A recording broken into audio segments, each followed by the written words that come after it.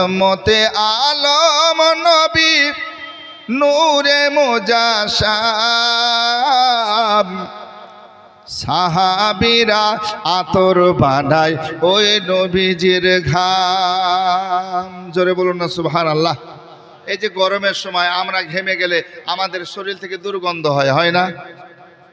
আর নবী পাক সাহেবুল আওলাক যখন ঘেমে যেতেন ঘাম থেকে মুস্কো আম্বার চাইতে বেশি খুশবু হতো। জোরে বলুন সুবহানাল্লাহ। আসুন খুব মনোযোগ দিয়ে শুনুন। রহমতে আলম নবী নূরে মুজাশাম সাহাবীরা আতর বানায় ওই নবীজির ঘাম। সাহাবীরা আতর বানায় ওই নবীজির ঘাম। রহমতে আলম নবী নূরে মুজাশাম সাহাবীরা আতর বানায় ওই নবীজির ঘাম।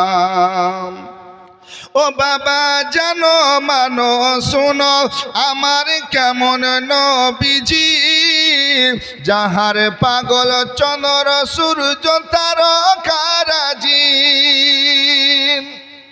শুনো মানো জানো আমার কেমন নবীজি, যাহার পাগল চন্দ্র সূর্য তারকারাজি। বাবা আরো শোনো বাণী সুন্দর কাহিনী, আরো শোনো বাণী সুন্দর কাহিনী। জান্নাতেরি রুমে রুমে লিখা নবীর নাম, জান্নাতেরি রুমে রুমে লিখা নবীর নাম। রহমতে আলম নবী নূরে মুজাশাম সাহাবীরা আতর বানায় ওই নবীজির ঘাম। বাবা উস্তুনে হান্নানা একটি খেজুর গাছের নাম, যাকে ধরে খুতবা দিতেন রাসূল আকরাম।